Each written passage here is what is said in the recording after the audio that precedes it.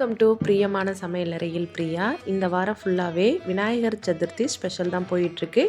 இன்றைக்கி உளுந்து பூரண கார கொழுக்கட்டை தான் இன்றைக்கி பார்க்க போகிறோம். பெரும்பாலும் இந்த ரெசிபியை யாரும் ரொம்ப ட்ரை பண்ணியிருக்க மாட்டீங்க. இது ரொம்ப டிஃப்ரெண்ட்டாக இருக்கும், டேஸ்ட்டும் ரொம்ப நல்லாயிருக்கும். இதுக்கு நான் வெள்ளை உளுந்தை ஒரு 2 மணி நேரம் போல் ஊற வச்சுருக்கேன். நல்லா தண்ணி எல்லாத்தையும் முழுமையாக நீக்கிட்டு ஒரு 2 பச்சை மிளகாய் போட்டு கொரப்பாக அரைச்சி நம்ம எடுத்துக்கலாம். இந்த மாதிரி அரைச்சி எடுத்தால் போதும், ரொம்ப ஃபைன் பேஸ்ட்டாக தேவையில்லை. அதுக்கு பிறகு நம்ம இட்லி தட்டில் வச்சு லைட்டாக இதை தட்டி வேக வச்சு நம்ம எடுத்துக்க போகிறோம். அதுக்கு பிறகு தான் இதை நம்ம ஒரு பூர்ணமாக ரெடி பண்ண போகிறோம்.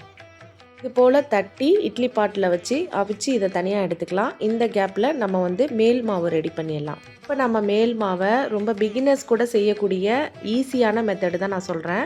கொஞ்சோண்டு உப்பு போட்டுக்குங்க. எந்த கப்பில் உங்களுக்கு மாவு வேணுமோ அந்த அளவுக்கு நீங்கள் எடுத்துக்கோங்க. தண்ணி விட்டு நல்லா லிக்விடாக கரைச்சிக்கோங்க. திக்காக நம்ம தோசை மாவு இட்லி மாவு பதம் அதெல்லாம் தேவையில்லை. நல்ல தண்ணியாக இந்த மாதிரி இருந்தாலே நல்லாயிருக்கும். இவ்வளோ தண்ணியாக இருக்குன்னெலாம் பயப்படாதீங்க. இதில் எப்படி பூர்ணம் வச்சு செய்கிறதுன்னு பார்க்காதீங்க. இது ரொம்ப சிம்பிளாக இருக்கும் இந்த மெத்தடு. இதுக்கு இடையில் நம்ம அவிச்சு வச்சது வெந்திருக்கான்னு செக் பண்ணிடலாம். ஒட்டாமல் நல்லா வந்திருக்கு. இது ரெடி ஆயிடுச்சு. இப்போ மாவை நம்ம வெறும் கடாயில் போட்டு எண்ணெயெல்லாம் எதுவுமே விடலை. நம்ம இது மாதிரி ஒரு நான்ஸ்டிக் கடாய் எடுத்துக்கிட்டிங்கன்னா கொஞ்சம் ஒட்டாமல் மாவு ஈஸியாக வரும். இப்போது நல்லா கரண்டியை விட்டு நல்லா கிளறி கொடுத்துக்கிட்டே இருங்க. இது மாதிரி நல்லா ரெடி பண்ணிகிட்டே இருக்கும்போது சீக்கிரமாக நமக்கு இந்த மாவு டைட்டாகிடும். நமக்கு கொழுக்கட்டை செய்கிற பதத்துக்கு வந்த உடனே நம்ம இதை ஆஃப் பண்ணிடலாம். ரொம்ப டைட்டாகணும்னு தேவையில்ல. அப்போ மாவு ரஃப் ஆகிடும். நான் சொல்கிற பதத்துக்கு வந்தோடனே இதை ஸ்டாப் பண்ணிவிடுங்க. இந்த மாதிரி வந்ததுக்கு பிறகு ஒட்டாமல் எல்லாம் வந்ததுக்கு பிறகு நீங்கள் கையில் எடுத்து செக் பண்ணி பாருங்கள். உங்கள் கைகள்லையும் ஒட்டக்கூடாது. இந்த மாதிரி ஒட்டாமல் வந்துச்சுனாலே நமக்கு கொழுக்கட்டை மாவு ரெடி ஆயிடுச்சுன்னு அர்த்தம். ரொம்ப வெந்நீர் விட்டு பிசையும் போது தண்ணி கூட குறைச்ச போகிறதுக்கு வாய்ப்பு இருக்குது. இந்த மாவை லிக்விடாக கரைச்சிட்டு நீங்கள் ஒரு பாத்திரத்தில் வச்சு நீங்கள் கிண்டும் போது உங்களுக்கு கொழுக்கட்டை மாவு பதத்துக்கு ஈஸியாக ரெடி பண்ணிடலாம். இப்போ நம்ம வேக வச்சுருக்க இந்த உளுந்தை நல்லா மிக்சியில் போட்டு ஒரு 2 பல்ஸ் போட்டு எடுத்துக்க போகிறோம். இதை இந்த மாதிரி எடுக்கும்போது நமக்கு பூர்ணமாக ரெடி ஆகிடும். இது வேக வச்சதுக்கு பிறகு ரொம்ப கட்டியாக இருக்கிறதுனால மிக்சியில் போட்டு எடுத்திங்கன்னா இந்த மாதிரி வந்துடும்.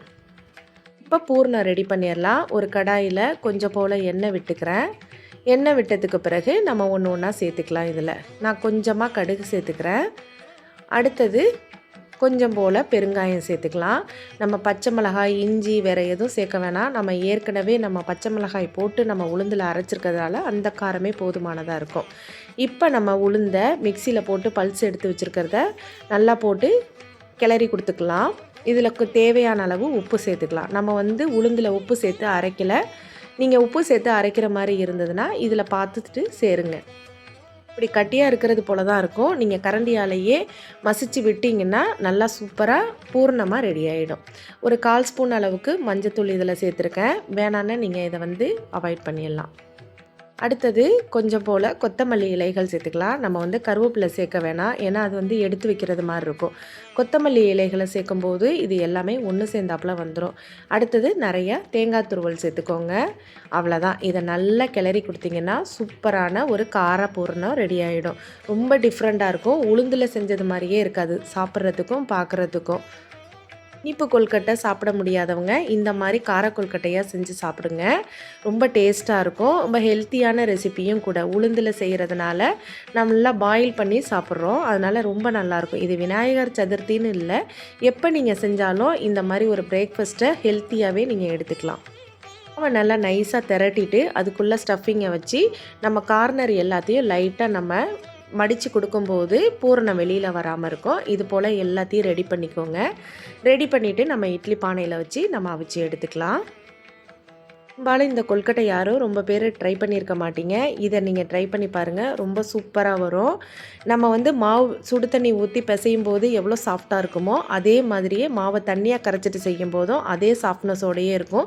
எவ்வளோ நேரம் ஆனாலும் பஞ்சு போல் இருக்கும். மாதிரி ரெசிபீஸ்லாம் வேணும்னா தொடர்ந்து பிரியமான சமையலறையை சப்ஸ்கிரைப் பண்ணிவிட்டு பாருங்கள்.